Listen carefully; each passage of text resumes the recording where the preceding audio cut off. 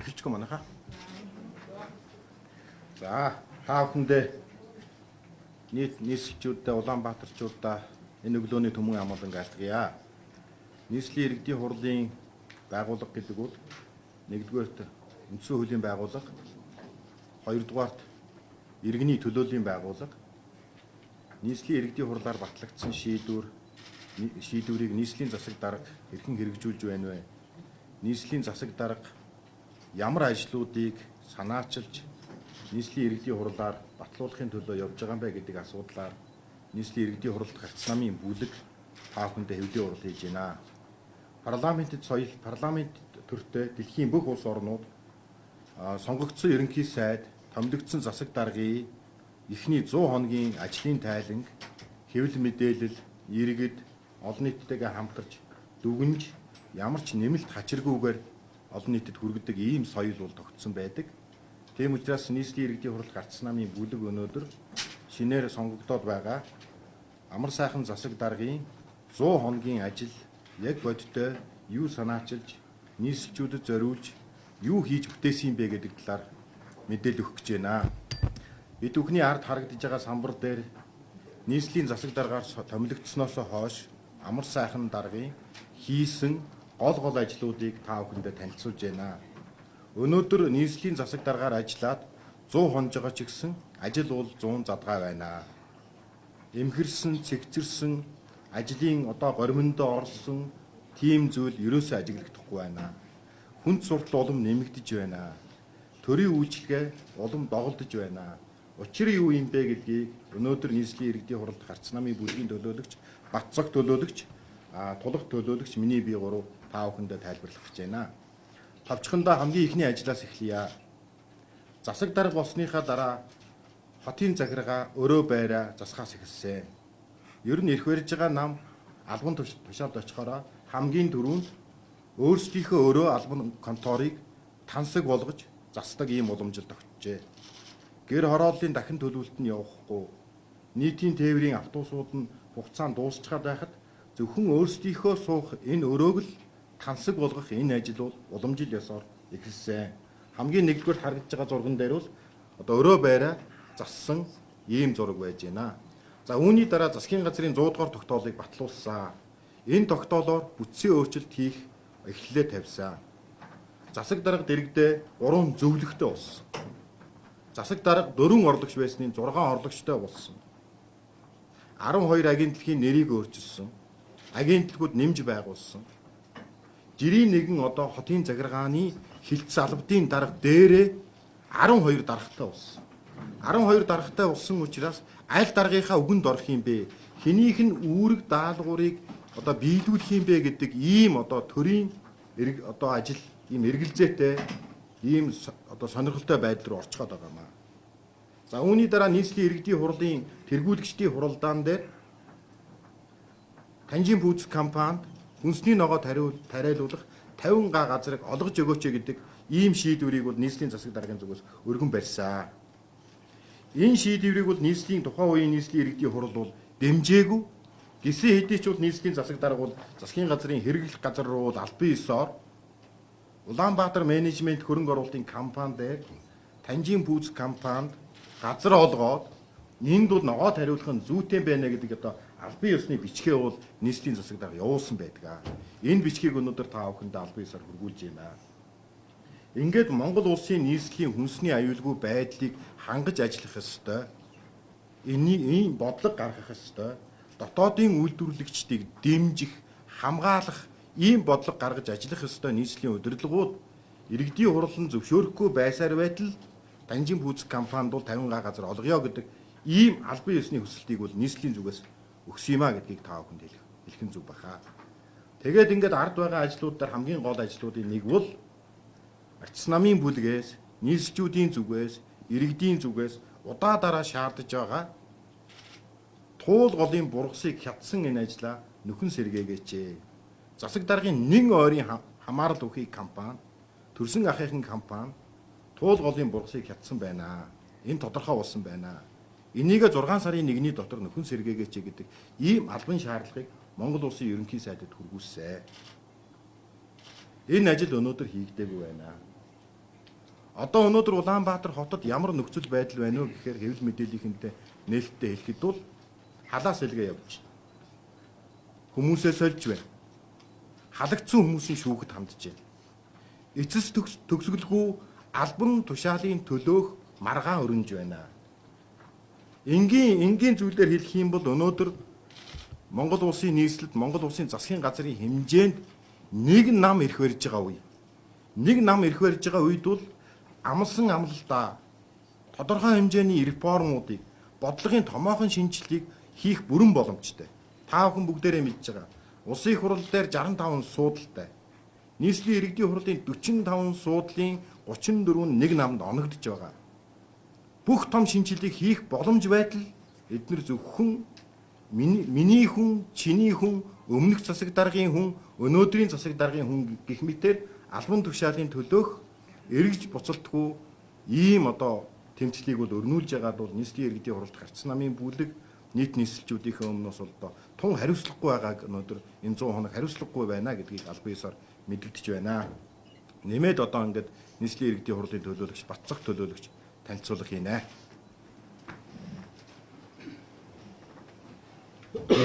За та бүхэндээ өдрийн мэнд хүргье. Улаанбаатар хотын нийт иргэдийг цэвэр усаар хангадаг туулга олон маань өнөөдөр маш хүнд нөхцөл байдалд үүссэн байна. Жил болгон одоо энэ ундны цэвэр усны нөөц маань багасч байгаа. За энэ дээр одоо багасх дээр одоо нэмэр болж байгаа манай нийслэлийн засаг дарга амар сайхны одоо хууль бус үйлдэл энэ дээр одоо бас нэмэр болж байна. Тэр нь юугаар илэрч байна вэ гэхээр туулгын одоо Монгол улсын усны тухай хуулиараа туулгол нь өөрөө онцгой бүс. За хамгаалтын бүс байдаг. Гэтэл энэ хамгаалтын бүсэд бол өөрийн одоо төрсэн ахыхаа Улаанбаяр гэдэг ахыхаа нэр дээр байдаг компани Зүүн Баян Refinery гэдэг компани дээр 5 га газрыг олгосон байгаамаа. За ингээд энэ олгосон газар нь өөрөө нийтдээ байгаль орчинд их хэмжээний хохирол учруулсан. За одоо яг мэргэжлийн хэллэгээр бол одоо нийт өнөөдрийн байдлаар судлаачдын тоосон тоогоор бол 14 мянган одоо бут бургасыг бол хятадсан байна гэсэн ийм одоо тоо ирсэн байгаа. За мэргэжлийн байгууллага болох байгаль орчны яам Цэранбат сайд улсад 13 тэрбум төгрөгийн хохирол учруулсан байна гэдгийг аль бие ёсоор хэвлэл мэдээллийнхэнд зарласан. За үүнээс хойш бол Ардсан намын бүлэг бол санаа зовж дээд шатны байгууллага болох ерөнхий сайдад аль бие ёсны одоо мэдэгдэх хуудсыг хөргүүлсэн. 4 сарын 9-ний өдөр. За өнөөдрийг хүртэл энэ хүн дээр хариуцлага тооцоогүй. Уул нь Улаанбаатар хотын захирагч бол нийслэл Улаанбаатар хотынхаа иргэдийн өмнө хүлээсэн үүргээр иргэдийнхээ одоо сайн сайхны төлөө, иргэдийн аюулгүй байдал орчны төлөө анхаарлаа хандуулж ажиллах ёстой. Гэтэл эсрэгээр иргэдийн одоо цэвэр усны ундны усан дээр одоо маш одоо ноцтой занл хийл учруулж байна. За үүнийг хамгаалахын тулд маш олон янзын одоо хууль бус аргуудыг хэрэгжилж байна. Тэгэхээр энэ асуудал дээр бол одоо бидний зүгээс бол хариуцлага тооцъё. Энэ нөхөртөө энэ одоо Улаанбаатар хотын захирагчтай бол хариуцлага тооцъё гэсэн ийм одоо хатуу шаардлагуудыг хөргүүлж байна. Үндсэндээ томилогдсноос хойш бол хийсэн одоо яг Улаанбаатар хотын иргэдийн өмнө хийсэн томоохон ямар ч одоо ажил алга. Харамсалтай нь эсэргээрээ одоо иргэдийн одоо эсрэг хийсэн 9 ажлыг бол та бүхний өмнө дэлгэж танилцуулж байна. За баярлалаа. За одоо хурд төлөөлөгч.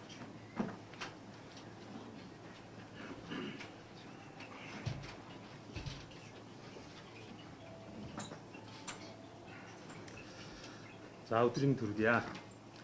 За 100 хоног нь болж байгаа хотын дарга амар сайхны үйл ажиллагаанд бол одоо маш шүүмжлэлтэй хандж байна.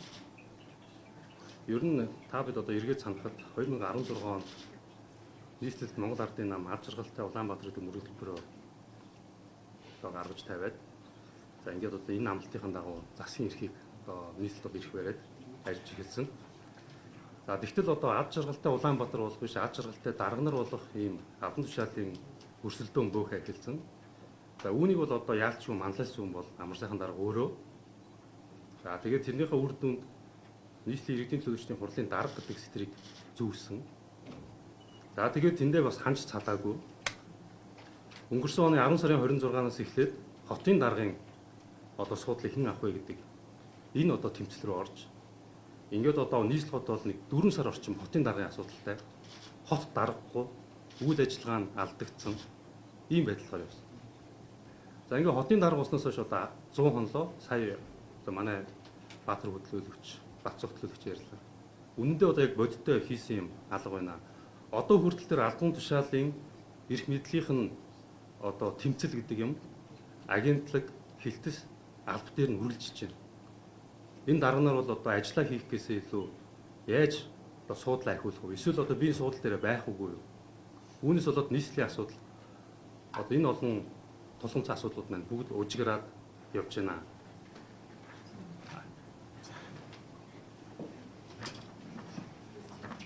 За асуулт тодруулах зүйл байвал товчхон хариулаад явъя гэж бодож байна. Аахнасаа. Одоогийн байдлаар нийслэл Улаанбаатар хотод хавар хийгдэх ёстой бүтээн байгуулалт хөрөнгө оруулалтын ажлууд бүгд гацчихад байгаа. Учир нь юу вэ гэхээр тендер зарлагдах байтугай төсвийн задаргаа хийгдэж дуусахгүй байна. Ямар орлогч нь ямар ажлаа хариуцах юм бэ гэдэг энэ одоо эрх мэдлийн тэмцэлд нь үргэлжилж байна. Энээс болоод нийслэлд хийгдэх ёстой бүх бүтээн байгуулалтын ажлууд бол хугацаанд хийгдэх нэгэн тул боломжгүй болж байна. Нийслэлчүүдэд аз жаргалтай болгоно гэж амлаж ирсэн эрх баригчдын амлалт дарга нарын хоорондох албан тушаалын тэмцэл болоод нийт нийслэлчүүд хохирч байна. Өнөөдөр нийслэл Улаанбаатар хотод шинээр ямар санаачлаг өрнөж, ямар хөрөнгө оруулалт бүтээн байгуулалтын ажил хийгдэж байгаа тухай таач мэдж байгаа, нэргэдж мэдж байгаа. Яг бодиттой зүйлүүд байхгүй байна. Агентлагуудын нэр солигдож байна, тамга солигдож байна, албан баланг солигдож байна. Энээс болоод тамгагүй байна гэдэг нэрээр нийслэлчүүдийн төрийн ажил 1 сар орчим гацсан. Хүмүүс нийслэлээр ирээд ажил хөөцөлдөхээр тамга солигдож байгаа, баланг солигдож байгаа, хаяг солигдож байгаа. Бүх зүйл дагаад солигддог, үүнийг дагаад зардал өсдөг. Энэ дарга нарт зориулсан зардал бол сая төсвийн тодтоглоор 1 тэрбум төгрөгийг нэмэгдүүлж байгаа. Захиргааны зардлыг. Юу юм бэ гэхээр шинээр бий болгож байгаа 68 оронтой, шинээр байгуулсан 2 агентлаг, нэрийн сольсон 12 агентлаг зориулж, мөн нэмсэн 6 орлогч зориулаад 1 тэрбум төгрөгийн захиргааны зардлыг сая батлуулсан. Гэр ороодынхаа дахин төлөвлөлтийг явуулъя. Нийтийн тээврээ эрс сайжруулъя. Улаанбаатар хотод нэн шаардлагатай байгаа эрүүл мэндийн үйлчилгээг сайжруулъя гэхээр төсөв мөнгө нь хүрдэггүй. Харин дарга нарын цалин хангамж энд бол төсөв мөнгө хангалттай хүрээд байгаад л арчс намын бүлэг шүмжлэлтэй хандаад байгаа маа. Тэгээ та бүхэн маань асуулт байвал чөлөөтэй асуугаарай гэж хэлмээр байна.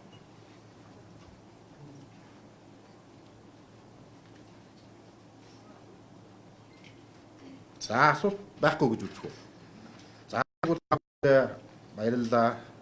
Мэдээлэл хүргэж байгаа та бүхэндээ баярлалаа.